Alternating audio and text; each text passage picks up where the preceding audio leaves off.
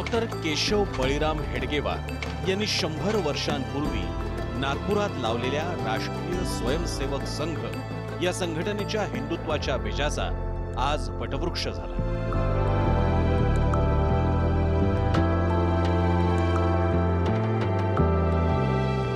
नागपुरातून सुरू झालेल्या संघाचा कार्यविस्तार देशासह परदेशातही झाला।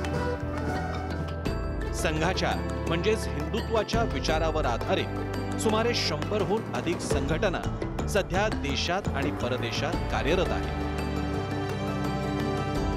स्वामी विवेकानंदांच्या प्रेरणेनुसार काही तरुणांनी देशकार्यासाठी जीवन वाहून घेण्याची प्रथा राष्ट्रीय स्वयंसेवक संघानं 100 वर्षांपूर्वी सुरू केली।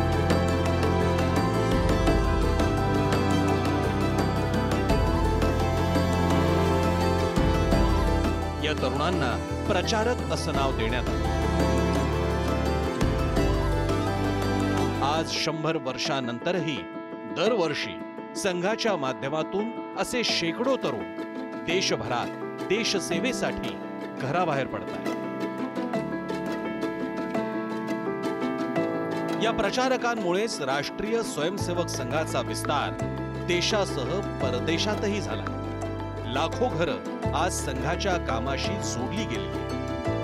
तालुक्यात जिल्ह्यात हे प्रचारक सदैव प्रवास करून नवनवे तरुण आणि घरं जोडण्याचं काम सदैव करत असतात।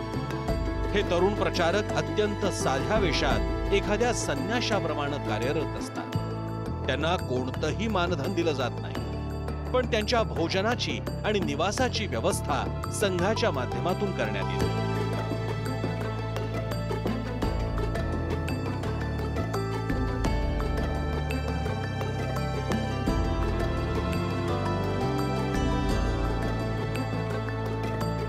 अशा संघाच्या प्रचारकांमधून या देशाला 2 पंतप्रधानही लाभले। त्यातले पहिले म्हणजे अटल बिहारी वाजपेयी यांनी एनडीए सरकारचं नेतृत्व केलं। तर गेली 11 वर्ष देशाचं नेतृत्व करणारे पंतप्रधान नरेंद्र मोदी हेही संघाचे प्रचारक होते। संघ शतक महोत्सव साजरा करत असताना संघाचे प्रचारक राहिलेले नरेंद्र मोदी पंतप्रधान असणं हा देखील योगायोग।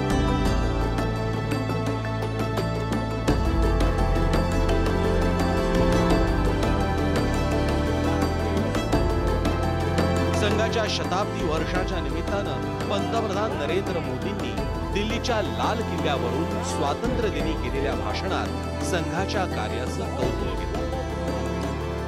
आज से 100 साल पहले एक संगठन का जन्म हुआ, राष्ट्रीय स्वयंसेवक संघ।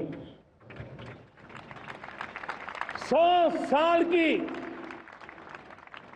राष्ट्र की सेवा एक बहुत ही गौरवपूर्ण स्वर्णिम पृष्ठ है। व्यक्ति निर्माण से राष्ट्र निर्माण के संकल्प को लेकर के 100 साल तक मां भारती का कल्याण का लक्ष्य लेकर के लक्षावधि स्वयंसेवकों ने मातृभूमि के कल्याण के लिए अपना जीवन समर्पित किया है। सेवा, समर्पण, संगठन और अप्रतिम अनुशासन जिसकी पहचान रही है, ऐसा राष्ट्रीय स्वयंसेवक संघ दुनिया का ये सबसे बड़ा एनजीओ है। एक प्रकार से 100 साल का उसका समर्पण का इतिहास है। आज लाल किले की प्राचीर से 100 साल की इस राष्ट्र सेवा की यात्रा में योगदान करने वाले सभी स्वयंसेवकों को आदरपूर्वक स्मरण करता हूं। क्षेत्र कुठलेही रिक्त राहिले हे आता होणे नाही या ओळीला अनुसरून गेल्या 100 वर्षांच्या वाटचालीत समाजातील सर्व पातळ्यांवर आणि सर्व क्षेत्रात संघानं आपली मुद्रा उमटवली। सत्ता, शिक्षण, विद्यार्थी, सहकार, शेतकरी, कला, साहित्य, आदिवासी, दलित, भटके विमुक्त, श्रमिक अशा समाजाच्या विविध क्षेत्रात आणि घटकांमध्ये संघ सातत्यानं उत्थानासाठी कार्य करतो। देशात फुटीरतेची भीती असलेल्या जम्मू काश्मीर आणि ईशान्य भारत या भागातही अनेक समाजोपयोगी संस्था आणि संघटनांच्या माध्यमातून संघ कार्यरत आहे. संघाशी संबंधित असलेले आज लाखो लोक आणि अनेक संस्था संघटना यांच्या माध्यमातून त्यांच्यावर संघाचा संस्कार होतो. महिलांचा संघात प्रत्यक्ष सहभाग नसला तरी 1936 पासून राष्ट्र सेविका समितीच्या माध्यमातून स्त्री वर्गात संघ विचार रुजवण्यात येतोय. लक्ष्मीबाई केळकर, शांताक्का, प्रमिलाताई मेढे यांच्यासारख्या समर्पित नेतृत्वात समितीचा विस्तार झाला. अशा सगळ्या संस्था आणि संघटनांचा उल्लेख संघ परिवार असा करण्यात येतो. 100हून अधिक संस्था संघटना या परिवारात येतात. यातील काही संघटनांचा नियमितरित्या सार्वजनिक चर्चांमध्ये उल्लेख होत असतो.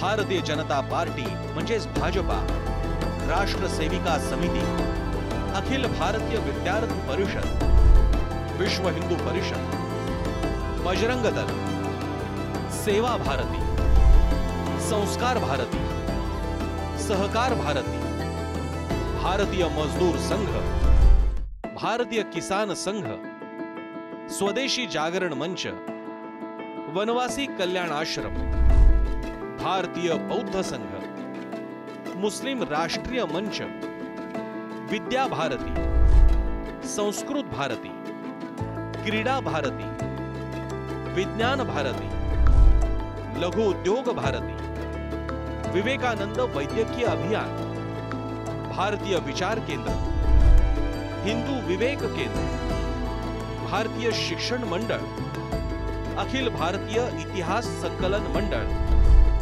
विश्व संवाद केंद्र यासह राज्यात आवश्यकतेनुसार स्थापन केलेल्या संघटना संघाशी संबंधित आहेत. याशिवाय संघाशी संबंधित व्यक्तींनी शैक्षणिक, सामाजिक, सहकारी, आर्थिक संस्था आणि बँकांद्वारेही रचनात्मक कार्य केलेलं आहे.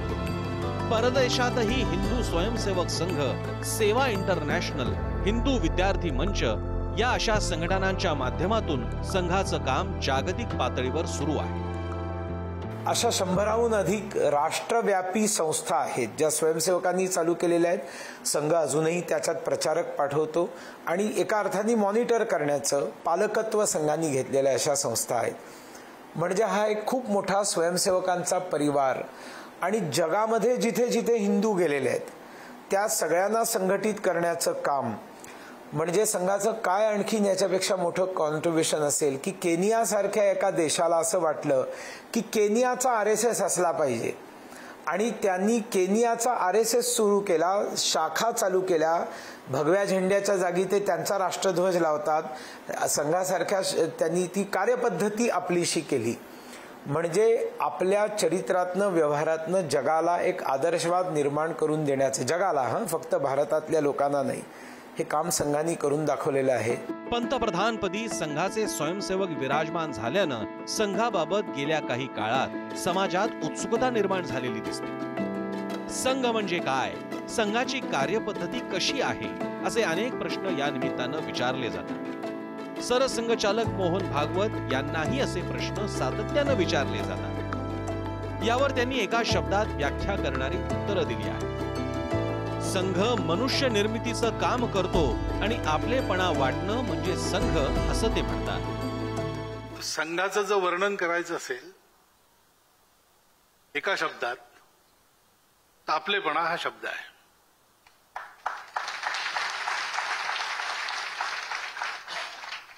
कारण संघ करतो काय करतो, हिंदू संघटन करतो म्हणजे हा आपलेपणा वाळत चाललेला आहे, तो पुन्हा त्यांनी ओलावा धरावा असं काही करायचं. कारण सगळं जग त्याच्यावर चालतं. 100 वर्षाची संघाची वाटचाल ही संघर्षातनं सर्व मान्यतेकडे जाणारी वाटचाल आहे. विशेषतः संघ म्हणजे मानव निर्मितीचं केंद्र आहे. सर्व राष्ट्र जीवनाच्या वेगवेगळ्या क्षेत्रांमध्ये राष्ट्रीय विचाराने प्रेरित अशा प्रकारचे लोक तयार व्हावेत आणि त्यांनी राष्ट्र निर्माणात आणि समाज निर्माणामध्ये योगदान द्यावं. भारतीय जीवन पद्धती, भारतीय विचार पद्धती, हिंदू संस्कृती या प्रत्येक गोष्टीतलं योगदान हे त्या ठिकाणी अधोरेखित व्हावं, अशा प्रकारचं कार्य मागील 100 वर्षापासनं राष्ट्रीय स्वयंसेवक संघाने केलेलं आहे. आणि या योगदानाबद्दल खरं म्हणजे राष्ट्रीय स्वयंसेवक संघाचे जेवढे आभार मानावे तेवढे कमी आहेत. संघाचं मुख्य काम हे दैनंदिन शाखा लावणं हे आहे. संध्याकाळी देशभरातील शहरी आणि ग्रामीण भागात लहान मुलांपासून तरुण, प्रौढ, वयस्क अशा नागरिकांचं संघटन, व्यायाम, हिंदू विचारांची देवाणघेवाण, भगव्या ध्वजासमोर प्रार्थना असं शाखेचं रूप आहे. संघाच्या कार्यपद्धतीत दैनंदिन शाखेला प्रचंड महत्व आहे. डॉक्टर हेडगेवार यांनी तयार केलेल्या कार्यपद्धतीमुळे हे महत्व निर्माण झालं. स्वातंत्र्यपूर्व काळात जन्मलेल्या डॉक्टर केशव बळीराम हेडगेवार यांचं वैद्यकीय शिक्षण कोलकात्यात झालं. देशप्रेमी असलेल्या डॉक्टरांनी त्या काळी सशस्त्र क्रांतीत सहभाग नोंदवला. नागपुरात परतल्यावर काँग्रेसच्या माध्यमातून त्यांनी स्वातंत्र्य लढ्यात सहभागही दिला. संघटनेचा मूळ उद्देश संघटित सांस्कृतिक राष्ट्रवाद असा असला तरी संघटनेच्या निर्मिती मागे इतिहास काळातील हिंदू धर्मियांमध्ये संघटनात्मकतेचा आढळलेला अभाव हे मुख्य कारण होतं. भविष्यातील हिंदू राष्ट्राचा विचार करताना स्वची ओळख, ऐक्यानं हिंदू संस्कृतीचं संवर्धन, चारित्र्य संपन्न व्यक्ती निर्माण आणि त्या आधारे राष्ट्र निर्माण हे ध्येय स्वीकारून हेडगेवारांनी संघाची स्थापना केली. क्रांती कार्यातील जुन्या सहकाऱ्यांसह नागपुरातील महाल परिसरात एका पडक्या वाड्यात पहिली शाखा सुरू केली.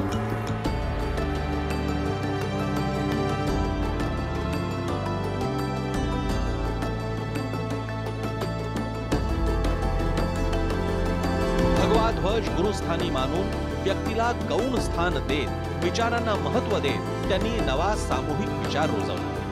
बैठकांमधून सामूहिक निर्णय पद्धती, प्रचारक संकल्पना, समविचारी असे हजारो तरुण संघाकडे आकृष्ट झाले.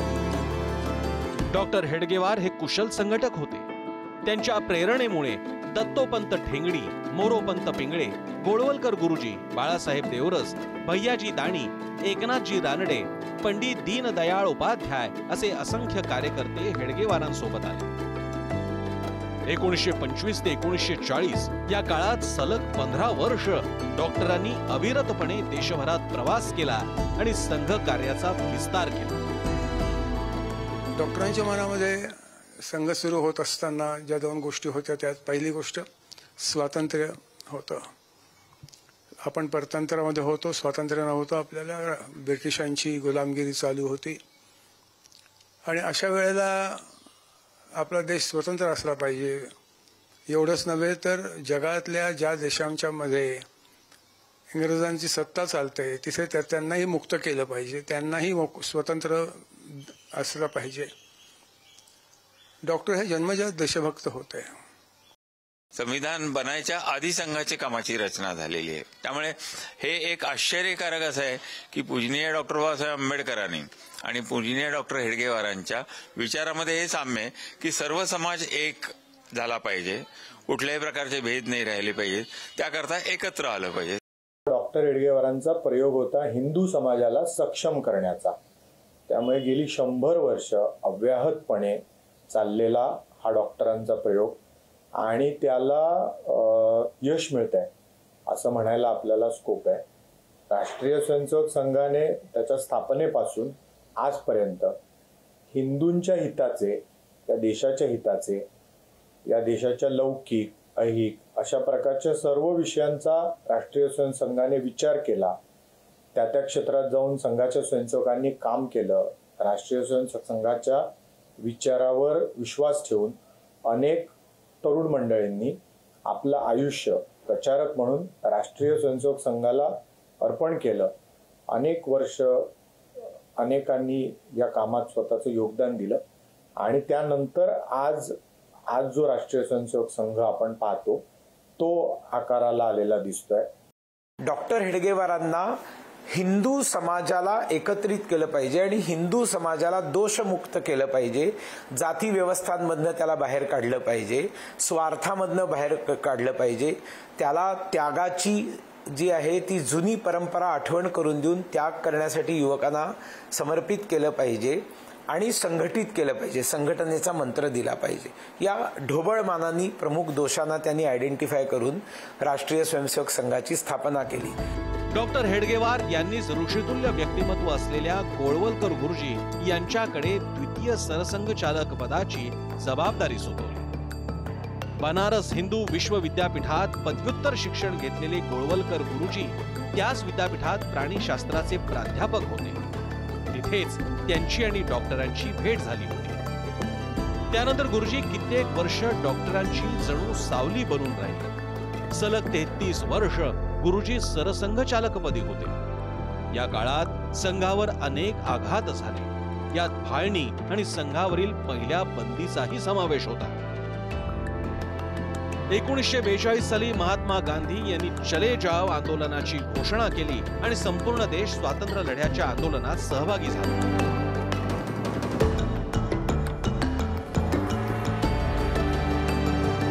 या काळात संघ स्वातंत्र्य लढ्यात सहभागी होणार नाही, मात्र स्वयंसेवक वैयक्तिक पातळीवर स्वातंत्र्य लढ्यात सहभागी होऊ शकतात अशी भूमिका संघाने घेतली. स्वातंत्र्य लढ्यात संघ सहभागी नव्हता अशीही टीका होते. मात्र संघ स्वयंसेवक मोठ्या संख्येने या लढ्यात होते असं संघाकडून नेहमी सांगण्यात आलं. संघाने आपल्या स्थापनेपासूनच म्हटलेलं आहे की हिंदू राष्ट्राला स्वतंत्र करण्यासाठी आम्ही काम करतो आहोत. त्याच्यामुळे 1925च्या शाखेत गेलेल्या लोकांपासून 47च्या पार्टिशन पर्यंत सर्व स्वयंसेवक हे फ्रीडम फायटर्स होते, हा माझा दावा आहे. कारण ती प्रतिज्ञा घेऊनच ते संघात काम करत होते. आणि दुसरी गोष्ट, फाळणीमध्ये इतक्या मोठ्या प्रमाणावरती जे हिंदूंचे मुडदे पाडून पाडून ज्या ट्रेन भरून येत होत्या, त्यावेळेला पूजनीय गुरुजींनी आवाहन केलं स्वयंसेवकांना, पंजाब आणि सिंध आणि आजूबाजूच्या आजच्या भारतातल्या प्रांतातल्या स्वयंसेवकांना आवाहन केलं की जा आणि हिंदूंना जिवंत घेऊन येण्यासाठी आपल्या जीवाची बाजी लावा. 5000 स्वयंसेवकांनी बलिदान दिलंय. ट्रेनच्या दरवाजावरती नंग्या तलवारी घेऊन, त्यावेळेला शाखांमध्ये तलवारी चालवायला शिकवायचे, आता नाही शिकवत. तलवारी घेऊन उभे राहायचे स्वयंसेवक, आतले हिंदू जिवंत परत यायचे. आणि बाजीप्रभू देशपांडे प्रमाणे ज्यावेळेला दिल्लीमध्ये ट्रेन पोचायची, त्यावेळेला ट्रेन पोचल्यावरती हे दरवाजावरचे स्वयंसेवक प्राण सोडायचे, रक्तबंबाळ झालेले असायचे. याच्यावरती नाही चिरा नाही पणती म्हणून पुस्तक आहे, डॉक्युमेंटेड आहे. एकूण शक्ती स्वातंत्र्य आंदोलनाची जी आहे, संस्थाशः उभी राहिलेली शक्ती, ही ब्रिटिशांना जाणवू नये आणि त्या शक्तीवरती मात करण्याचे उपाय त्यांना करता येऊ नयेत किंवा ते निष्प्रभ व्हावेत. याच भूमिकेतून संघ संघटन म्हणून नव्हे तर स्वयंसेवकांच्या माध्यमातून स्वातंत्र्य आंदोलनामध्ये सहभागी होईल अशा प्रकारची भूमिका स्वयंसेवकांमध्येही पसरवली गेली. आणि त्याच प्रकारची भूमिका देशभरातल्या असंख्य स्वयंसेवकांनी त्या सत्याग्रहाच्या काळामध्ये प्रत्यक्ष सहभागी होऊन निभावलेली आहे. अनेक उदाहरणं याची देता येतील. आता त्याचं प्रमाण देण्यासाठी मी वेळ घालवत नाही. परंतु स्वातंत्र्य आंदोलनामध्ये संघ नव्हता, स्वातंत्र्य आंदोलनात संघ सहभागी झाला नव्हता, अशा प्रकारची टीका ही आहे. ही टीका एकतर अज्ञानापोटी किंवा माहिती असूनसुद्धा संघाला बदनाम करण्यापोटी ही टीका केली जाते असं मला वाटतं. 1947 साली देशाला स्वातंत्र्य मिळालं, मात्र या आनंदामागे फाळणीचं दुःखही होतं. अखंड भारताचं स्वप्न उराशी बाळगणाऱ्या संघाचा फाळणीला विरोध होता. फाळणीनंतर पश्चिम आणि पूर्व पाकिस्तानात हिंदूंवर झालेल्या अत्याचारांविरोधात संघ स्वयंसेवक पुढे सरसावले. जीव धोक्यात घालून हिंदूंचं रक्षण करण्याचं काम संघ स्वयंसेवकांनी यावेळी केलं. महात्मा गांधींचं पाकिस्तानवर प्रेम असल्याची टीका संघानं केली. पाकिस्तानला दिलेल्या निधीवर आणि पंडित जवाहरलाल नेहरू यांच्या धोरणांवर संघानं सदैव टीका केली. 1948 साली महात्मा गांधींची हत्या झाली. नथुराम गोडसेनं हत्या केल्याचं समोर आल्यानंतर संघाविरोधात देशात उद्रेक झाला. महाराष्ट्रात अनेक गावात याचे पडसाद उमटले. संघ स्वयंसेवकांची घरं जाळण्यात आली. गोडसेचा संबंध संघाशी असल्याचं सांगत फेब्रुवारीत 1948 मध्ये संघावर पहिली बंदी घालण्यात आली. पुढे संघाचा या प्रकरणाशी संबंध नसल्याचं कोर्टात सिद्ध झाल्यानंतर आणि केंद्रीय गृहमंत्री सरदार पटेल यांच्या काही अटी मान्य केल्यानंतर 1949 मध्ये 13 महिन्यानंतर संघावरची बंदी उठवण्यात आली। महात्मा गांधींच्या हत्येत संघाचा सहभाग हा नेहमीच वादाचा मुद्दा राहिला, मात्र संघाशी त्याचा संबंध नसल्याचं संघानं वेळोवेळी स्पष्ट केलं। नेहरू काय किंवा काँग्रेसची लीडरशिप काय ही त्यांनी फाळणी ॲक्सेप्ट केली होती आणि त्यावेळेला हिंदू समाजात देशभर याच्याबद्दल खूप नाराजी होती आणि अशा वेळेला हिंदू समाजाला ऑर्गनाइज करू शकतील एक काउंटर फोर्स म्हणून त्यांना संघ दिसत होता। त्याच्यामुळे गांधींची हत्या संघाने केली हा खोटा आरोप संघाच्या लोकांवरती करण्यात आला, बंदी घालण्यात आली आणि एक नॅरेटिव्ह उभं करण्यात आलं की संघाच्याच कार्यकर्त्यांनी म्हणजे गोडसेंनी गांधींची हत्या केली। हा आज देखील जे आपल्याला काँग्रेसचं दिसतं एक ॲपिजमेंट पॉलिटिक्सचा जो पार्ट आहे त्याचाच तो तेव्हापासून चालू असलेला काँग्रेसचा हा पार्ट आहे। तो नॅरेटिव्ह ॲक्सेप्ट झाला नाही, संघाला त्याच्यातनं बाहेर पडत तो बराच काळ गेला, पण आज लोकांना जो त्यांच्यावरती ॲलिगेशन केलं की संघांनी त्यांची हत्या केली ही कधी समाजाने आता मान्य केलेली नाही। या सगळ्या आघातातून गुरुजींच्या नेतृत्वामुळे संघ मात्र तावून सुलाखून निघाला। आपत्ती आल्या असल्या तरी संघाच्या कार्याचा इतर क्षेत्रातील विस्तारही गोळवलकर गुरुजींच्या कार्यकाळातच झाला। विद्यार्थी, कामगार यासह अनेक क्षेत्रात याच काळात संघ विस्तारला आणि संघ परिवार निर्माण झाला। त्या सगळ्या संघटना गुरुजींच्या कार्यकाळामध्ये स्थापनाही झाल्या होत्या आणि विस्तारायलाही लागल्या होत्या। विद्यार्थी परिषदेची स्थापना 1949 साली झाली। गोळवलकर गुरुजी 1973 पर्यंत सरसंघचालक होते। वनवासी कल्याण आश्रमाचं कामही 1960च्या दशकात सुरू झालं। त्यापूर्वी 1951 मध्ये भारतीय जनसंघाची स्थापना झाली। त्याच सुमाराला भारतीय मजदूर संघाची स्थापना झाली। विश्व हिंदू परिषदेची स्थापना ही 1963 साली झाली आणि वनवासी कल्याणाश्रमाच्या कामाला तर सुरुवात करण्याची सूचना स्वतः गुरुजींनीच बाळासाहेब देशपांडे यांना, ज्यांनी वनवासी कल्याणाश्रमाचं काम सुरू केलं, त्यांना केली होती आणि त्यामुळे 1949 पासून ह्या संस्था विस्ताराला सुरुवात झाली। संस्था स्थापन झाल्यानंतर अतिशय कमी वेळामध्ये त्यावेळेचं वातावरण जर लक्षात घेतलं, सामाजिक सहभागाचा देशभरामध्ये असलेला जे वातावरण होतं त्या वातावरणातून या सगळ्या संस्थांचा विस्तार अतिशय वेगाने हा गुरुजींच्या काळातच व्हायला सुरुवात झाली होती। डॉक्टरांचा विचार होता, पण त्या विचारांना मूर्त स्वरूप देण्याचं काम परमपूज्य श्री गुरुजींनी माधव सदाशिवराव गोळवलकर यांनी केलेलं आहे, हे विसरून चालणार नाही। डॉक्टरांचा काळ 15 वर्षाचा, गुरुजींचा काळ 37 वर्षांचा, 33 वर्षाचा सरसंघचालक म्हणून।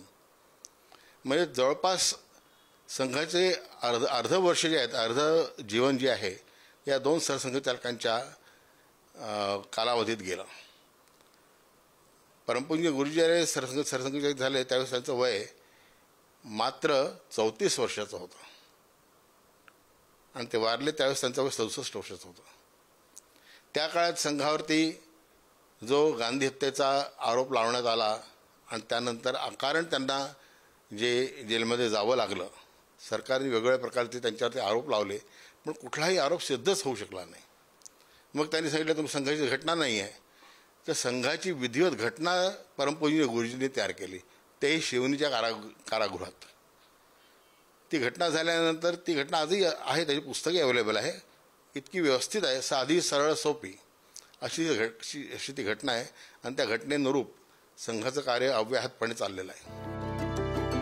1973 साली गुरुजींच्या निधनानंतर तिसरे सरसंघचालक म्हणून बाळासाहेब देवरसांची निवड करण्यात आली। बाळासाहेब देवरसांवर डॉक्टर हेडगेवारांच्या विचारांचा मोठा प्रभाव होता। डॉक्टरांचे प्रतिरूप अशी देवरसांची संघात ओळख राहिली। सुमारे 21 वर्ष त्यांच्याकडे सरसंघचालक पद होते।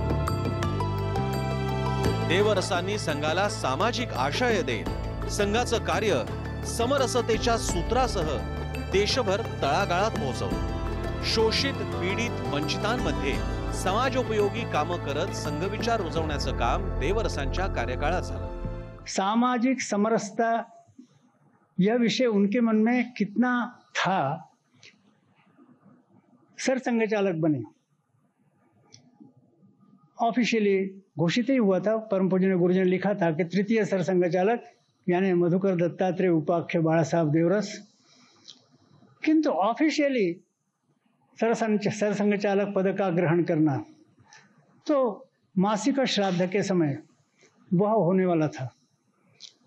ऑफिशियली सरसंघचालक पद ग्रहण करने के लिए जाते समय मंच पर जाने के पहले महात्मा फुले इनके प्रतिमा को पुष्पहार समर्पण किया, उनको वंदन किया, उनका आशीर्वाद लेकर फिर मंच पर गए और फिर वहाँ सरसंघचालक पद का उन्होंने ग्रहण घोषित किया। दिखाता है कि किस तरह से उनके मन में इस विषय में एकात्मता थी। विद्या भारती, वनवासी कल्याण आश्रम, भारतीय मजदूर संघ, विश्व हिंदू परिषद या संघटनांचा अखिल भारतीय विस्तार करत संघाच्या कामाला सामाजिक आशय देण्याचं काम देवरसांच्या कार्यकाळातच पार पडले। बाळासाहेब देवरसांच्या नेतृत्वात आणीबाणीच्या काळात संघावर दुसऱ्यांदा बंदी आली। तत्कालीन पंतप्रधान इंदिरा गांधी यांनी लागू केलेल्या आणीबाणीला संघानं विरोध केला। स्वातंत्र्य लढ्यात सहभागी न झाल्याचा ठपका पुसण्याचा ठाशीव प्रयत्न आणीबाणीच्या काळात संघानं केला। आणीबाणीच्या काळात अनेक संघ स्वयंसेवकांना तुरुंगवास सहन करावा लागला। आणीबाणी मागे घेण्यात आल्यानंतर सत्तांतर झालं।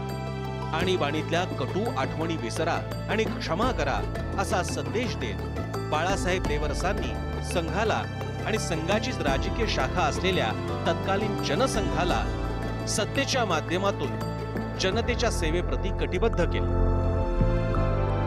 आणीबाणीच्या काळात संघाच्या कार्याची मोठी ओळख देशाला झाली। जयप्रकाश नारायण यांच्या सोबत अखिल भारतीय जनसंघ हा संघाचा राजकीय पक्ष उभा राहिला।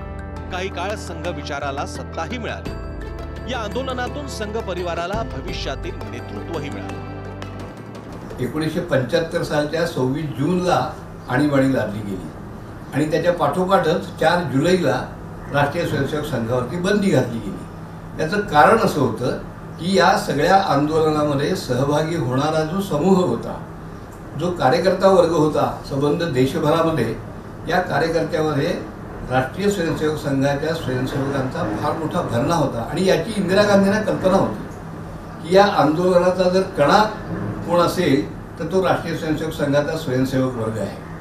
वेगवेगळ्या क्षेत्रांच्या आणि संस्थांच्या माध्यमातून स्वयंसेवक या आंदोलनामध्ये उतरले होते आणि त्या आंदोलनाला सर्व प्रकारांनी संघटित करण्यामध्ये पुढाकार घेत होते आणि त्यामुळे संघ हा एका अर्थाने आपल्या सत्तेच्या आड येणारा सर्वात मोठा अडथळा आहे असं श्रीमती इंदिरा गांधींना वाटत होतं।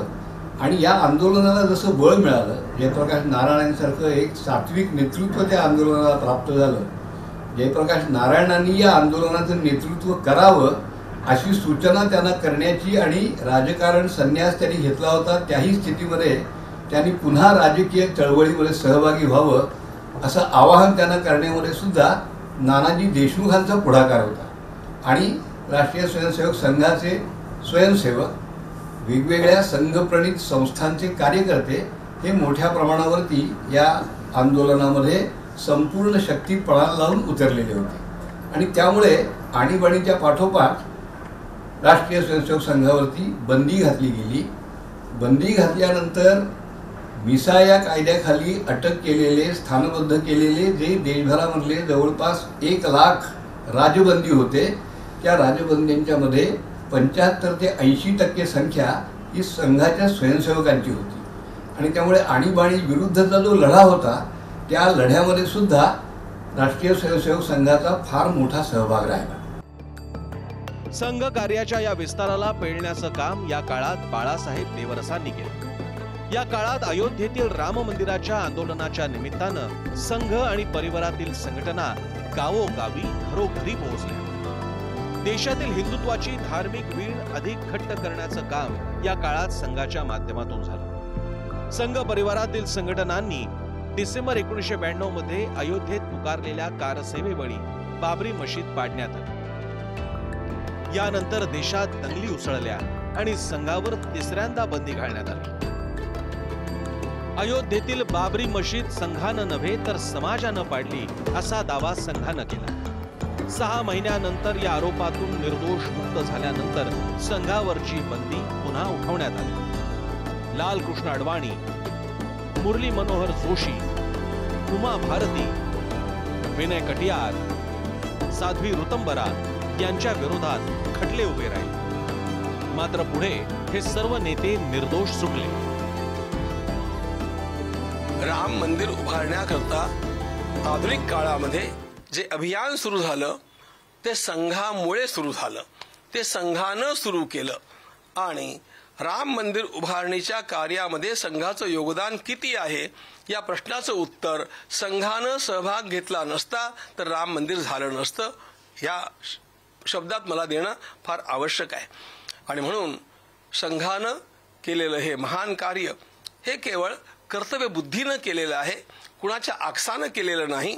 पण जर आम्हाला आमचं राष्ट्रीयत्व उजळ माथ्यानं मिरवायचं असेल तर 500 वर्षाच्या गुलामगिरीच्या खुणा पुसल्या पाहिजेत या भूमिकेतनं संघ चाललेला आहे। आणि त्यामुळे संघानं हाच दृष्टिकोन स्वीकार करून राष्ट्र मंदिराच्या उभारणीकरता राम मंदिराची आवश्यकता फार आहे हे लक्षात घेऊन राम मंदिर उभं केलं। यामध्ये संघाचा वाटा, सिंहाचा वाटा हा इंग्रजी वाक्प्रयोग आहे, पण खरोखर संघाशिवाय हे झालं नसतं ही गोष्ट यथार्थ आहे। संघाचं 100वे वर्ष साजरं होत आहे। संघाच्या इतिहासामध्ये पहिल्या दिवसापासून एक ठरलंय की संघ राष्ट्रीय स्वयंसेवक संघ काहीच करणार नाही। राष्ट्रीय स्वयंसेवक संघ रजिस्टर्ड ऑर्गनायझेशन सुद्धा नाहीये, तर जे काय करतील ते स्वयंसेवक करतील। हा 100 वर्षाचा संघाचं हे वैशिष्ट्य आहे। त्यामुळे जे केलं, जे घडलं ते संघ स्वयंसेवकांनी केलं। त्यामुळे संघ कधी पिक्चरमध्ये कोणत्याच घटनेत नसल्यामुळे यावेळेला संघ अदृश्य आहे, दृश्य रूपाने संघ काही करतच नसतो। आणि हा सगळा समाज एकाकार झाल्याचं ते चित्र होतं। सर्व प्रकारच्या जाती, जमाती, पंथ, संप्रदाय, ग्रामीण, शहरी, शिक्षित, अर्धशिक्षित सर्व प्रकारचा समाज घटक या आंदोलनामध्ये सहभागी झाला। आपलं सर्वस्व पळाला लावून सहभागी झाला। आणि त्यामुळे बाबरी ढाचा पडल्याची जी घटना घडली ती घटना या सगळ्या जागरूक हिंदू शक्तींनी, जागरूक सामाजिक शक्तींनी ही घडवून आणली। आणि त्यामुळे त्यामध्ये आम्ही हे केलं अशा प्रकारची शेखी मिरवण्यामध्ये संघाने स्वारस्य बाळगलं नाही। जबाबदारी नाकारली तर कधीच नाही, परंतु जबाबदारी स्वीकारण्याचा औपचारिकपणा सुद्धा संघाने विचारपूर्वक टाळला असं म्हणता येईल। बाळासाहेब देवरस यांनी प्रकृती अस्वास्थ्यामुळे सरसंघचालक पदाची धुरा अगदी सहजतेनं 1994 साली प्राध्यापक राजेंद्र सिंह यांच्याकडे सोपवली आणि त्यानंतर चौथे सरसंघचालक म्हणून राजेंद्र सिंह यांनी 1994 ते 2000 या काळात कार्यभार सांभाळला। बदललेल्या राजकीय आणि सामाजिक परिप्रेक्ष्यात हिंदुत्व हे देशाच्या राजकारणाच्या केंद्रस्थानी आलं आणि याच काळात संघ परिवारातील भाजप हा पक्ष सत्तेत आला। अटल बिहारी वाजपेयी या संघ स्वयंसेवकानं पंतप्रधान पदाची शपथ घेतल्याचं, याची देही याची डोळा पाहण्याचं भाग्य संघाच्या 3ऱ्या पिढीला लाभलं। त्यानंतर सुदर्शनजी यांनी 2000 ते 2009 या काळात 5वे सरसंघचालक म्हणून संघाचा विस्तार कायम ठेवला। यांच्याच काळामध्ये म्हणजे पहिल्यांदा 96ला एक मुद्दा लक्षात घ्या, 13 दिवसाची जरी पंतप्रधान वाजपेयी झाले तेव्हा सरसंघचालक रज्जू भैया होते, पण बाळासाहेब देवरस हयात होते। त्यांचं स्वप्न होतं एक स्वयंसेवक मला पंतप्रधान म्हणून बघायचं आहे, ते वाजपेयींनी 13 दिवसात पूर्ण केलं आणि बाळासाहेबांचं निधन 96चं आहे। मग 98 ते 2004-6 वर्ष वाजपेयींचं जे सरकार राहिलं तर ते सरकार राहण्यामध्ये मोठा वाटा रज्जूभैया सरसंघचालकांचा आहे। रज्जूभैया हे अत्यंत स्नेहिल वृत्तीचे होते आणि त्यामुळे त्यांनी सर्वदूर आपल्या व्यवहारामुळे सगळ्यांना जोडून ठेवलं. त्या काळामध्ये आपल्या विचाराचं भारतीय जनता पार्टीचं सरकार देखील सत्तेत आलं होतं. तर रज्जूभाईंनी त्यांचा चांगला समन्वय ठेवला. त्यांच्या काळामध्ये विद्याभारती आहे, त्याच्यानंतर वनवासी कल्याण आश्रम आहे, ही सर्व कार्य खूप मोठ्या प्रमाणामध्ये उभी झालीत. सुदर्शनजींच्या काळामध्ये जे बौद्धिक क्षेत्रामध्ये अनेक कार्य जे आहेत आपले ते मोठ्या प्रमाणात सुरू झाले. भारतीय शिक्षण मंडळ आहे, आपलं प्रज्ञा प्रवाहाचं काम आहे, आणि आपलं संघटन जे आहे संघ म्हणून, शाखा म्हणून, याच्यावर त्यांचा असलेला जोर, तर या गोष्टी सुदर्शनजींच्या काळामध्ये जास्त मजबूत झाल्या. 2009 साली संघाचे 6वे सरसंघचालक म्हणून मोहन भागवत यांची निवड करण्यात आली. 2004 साली देशात सत्तेत आलेली काँग्रेस आणि युपीएचं सरकार देशात सुरू असलेल्या बॉम्बस्फोटांचं सत्र या काळात डॉक्टर मोहन भागवतांनी पदभार स्वीकारला होता. राजकारणाच्या सारीपटावर कमकुवत असलेला भाजप, हिंदुत्ववादी विचारांवर होत असलेला घाला, या काळात भागवतांनी संघ आणि परिवारात योग्य ते बदल घडवून आणले. त्यांनी जुन्या धोरणांना बाजूला करत नव्या नेतृत्वाला संधी दिली. संघ आणि संघ परिवारातील संघटनांना अधिक लोकाभिमुख आणि उत्तरदायी करण्याचे प्रयत्न झाले. त्यातून गेल्या 25 वर्षात संघाच्या रचनेत आणि कामातही मोठा बदल घडून आला. संघाच्या रचनेत दैनंदिन शाखेच्या कामासाठी संघटन तर इतर कार्यासाठी जागरण श्रेणी गठीत करण्यात आली.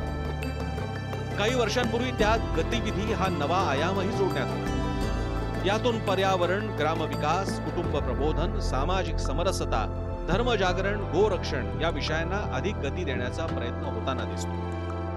वस्ती रचनेनुसार संघाच्या कार्याचं आणि कार्यक्रमाचं अधिकाधिक विकेंद्रीकरण करत स्थानिक प्रश्न, समस्या यावर स्थानिक नेतृत्व उभं करण्यासाठी संघाची वाटचाल आता होताना दिसते.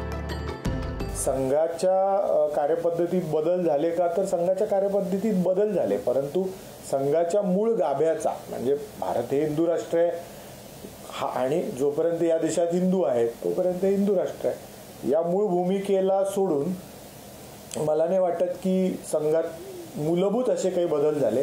हा संघाने आयाम आत्मसात वेगवेगळे केलेले आहेत. कारण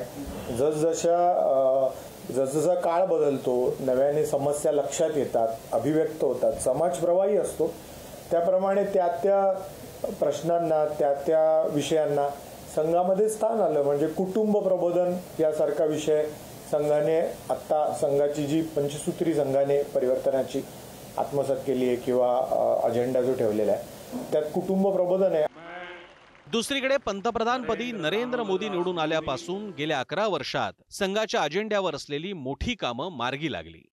यात राम मंदिराची उभारणी, काश्मीरमधून 370 कलम हटवणं यासारख्या महत्वाच्या मुद्द्यांचा समावेश होतो. समान नागरी कायदा, घुसखोरांची समस्या, अखंड हिंदू राष्ट्र यासारख्या विषयांनाही गेल्या काही काळात संघाकडून स्पर्श करण्यात येतोय. स्वतःचा असं काही अजेंडा नाहीये. संघ हिंदू समाजाची, ज्याला हिंदीत पैरवी म्हणतात, तसं संघ एक हिंदू समाजाचं संघटन आहे. त्यामुळे हिंदू समाजाच्या ज्या न्याय्य मागण्या आहेत आणि त्यात काही कुणाच्या वैयक्तिक मागण्या आहेत असं नाहीये. या देशामध्ये श्रद्धा, अंधश्रद्धा, धर्माविषयी आदर आणि धर्मनिरपेक्षता, सर्व धर्मांना समान वागणूक आणि निधर्मीपणा अशा संकल्पनांचा खूप मोठा घोळ घातला गेलेला आहे. आणि तो घोळ हा केवळ अल्पसंख्याकांच्या एक गठ्ठा मतदानासाठी घातला गेलेला आहे. या गोष्टी करत असताना ज्यात सगळ्यात जास्त ज्यांच्या न्यायिक किंवा संवैधानिक अधिकारांचं हनन झालं ते बहुसंख्य समाज आहे, हिंदू समाज आहे.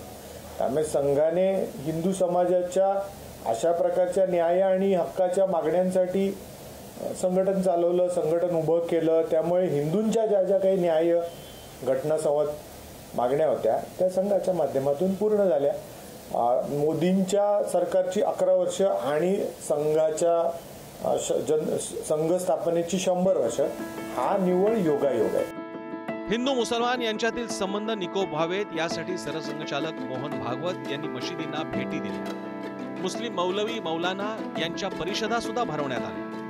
भारतीय उपखंडातील सगळ्यांचा DNA एकच आहे असं महत्वाचं विधानही सरसंघचालकांनी केलं, ज्यावरून समाजात आजही चर्चा होते.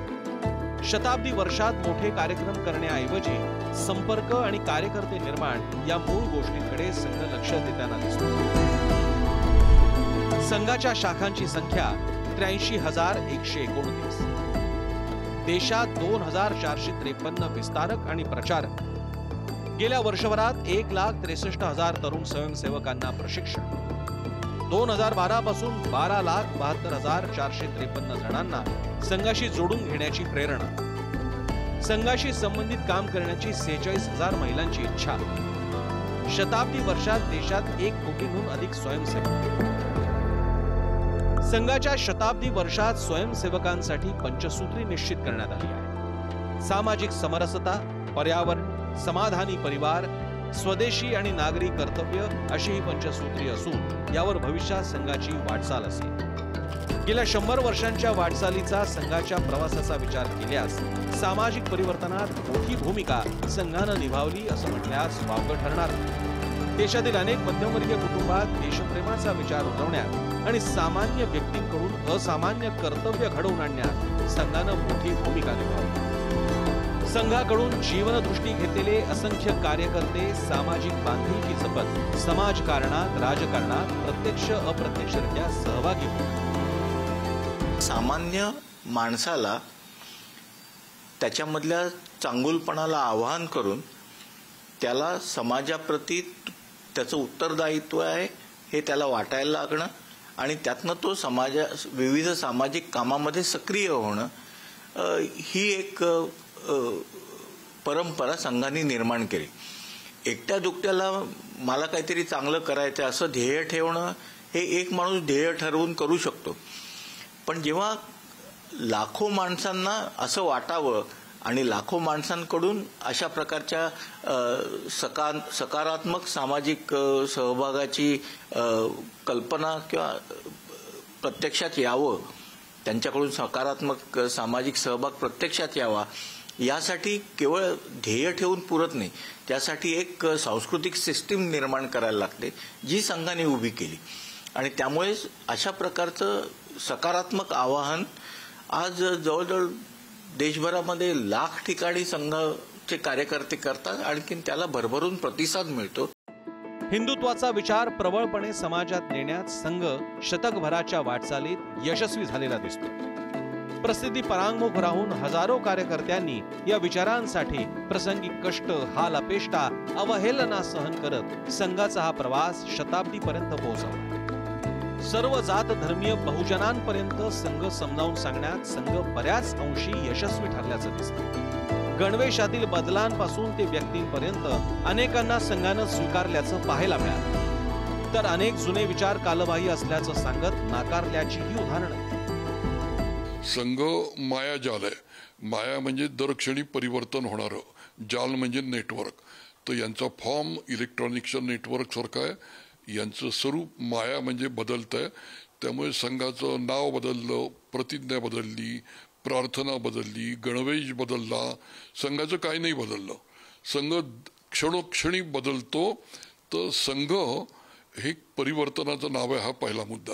36 महिला, 52 वनवासी, 73 ओबीसी, 83 दलित असा संघ आज 90% म्हणजे 20% सवर्ण आहे, त्यातला 10% स्त्रिया पकडता, 80% ओबीसी, एसटी आणि एससी प्लस 10% सवर्ण महिला पकडता, 90% हिंदूंसाठी संघ 100 वर्षापासून कार्य करतोय. त्यामुळे आपले पंतप्रधान सुद्धा ओबीसी आहे. या पार्श्वभूमीवर एससी, एसटी, ओबीसी महिलांचा संघ परिवार म्हणणं उचित होईल. ब्राह्मणांचा हा वाक्प्रयोग अभ्यासाला धरून नाही, सत्याला धरून नाही. हाँ, विचारों के समय के साथ बदलाव करते हैं. स्थिर विचार हमारे 3 हैं. व्यक्ति निर्माण से समाज के आचरण में परिवर्तन संभव है, वो हमने करके दिखाया है. दूसरा, समाज को संगठित करो, बाकी सब परिवर्तन अपने आप होते हैं, उल्टा नहीं होता.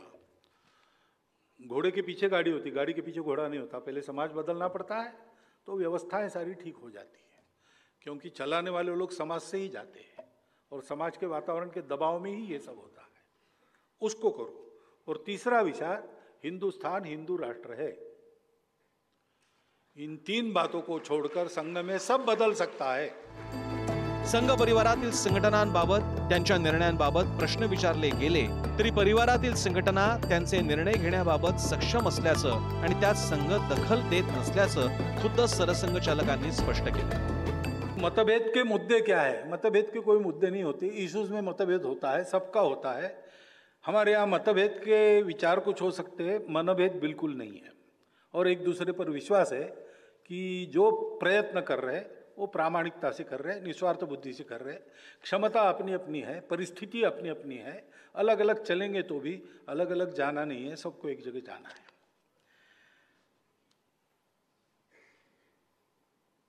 और सब कुछ संघ तय करता है, ये पूर्णतः गलत बात है। ये हो ही नहीं सकता,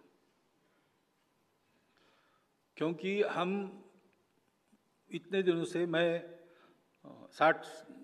50 साल से शाखा चला रहा हूं, तो कोई शाखा के बारे में मुझे सलाह दे तो मैं एक्सपर्ट हूं। लेकिन वो राज्य चला रहे अनेक वर्षों से, तो राज्य के बारे में एक्सपर्ट वो है। मेरी एक्सपर्टाइज वो जानता है, उसकी एक्सपर्टाइज मैं जानता हूं। तो इस मामले में सलाह तो दे सकते हैं, सलाह तो दे सकते हैं, क्यों? देखने से भी सीखते हैं लोग। परंतु डिसीजन तो उस फील्ड में उनका है, इस फील्ड में हमारा है। इसलिए हम तय नहीं करते। हम तय करते हो इतना समय लगता क्या? कितीही टीका झाली तरी ठरलेल्या क्रमानुसार संघ कार्य करत राहणं हा बाणा स्वयंसेवक सदैव दाखवतात। प्रामाणिकपणा, देशहिताची तळमळ, अडचणीच्या आणि दुर्घटनांच्या वेळी धावून जाण्याच्या या गुणांमुळे संघाचं कौतुकही अनेकदा झालं। व्यक्ती निर्माणातून राष्ट्र निर्मितीच्या आधारावर सुरू असलेल्या या कामामुळे चांगले नागरिक, कौशल्य आणि नेतृत्व गुण असलेल्या नागरिकांची फळी उभारण्यात संघ यशस्वी ठरला। लाखो ज्ञात आणि अज्ञात स्वयंसेवकांच्या निस्वार्थी, निष्ठापूर्वक कार्यामुळे संघाच्या कामाचा आलेख दिवसेंदिवस वाढताना दिसतो। विपरीत परिस्थितीत सुरू असलेल्या संघाचा प्रवास आता शतकाच्या वाटचालीनंतर सर्वसामान्यतेच्या दिशेनं सुरू आहे। मात्र या परिवर्तनानंतरही संघानं राष्ट्रहित आणि मनुष्य निर्मितीचा मूळ विचार सोडलेला नाही। परम वैभवम नेतुतम स्वराष्ट्रम या संघाच्या प्रार्थनेच्या अखेरच्या ओळीवर संघाचा प्रवास असाच अविरत सुरू राहील हे संघाच्या आजवरच्या वाटचालीवरून लक्षात येतं।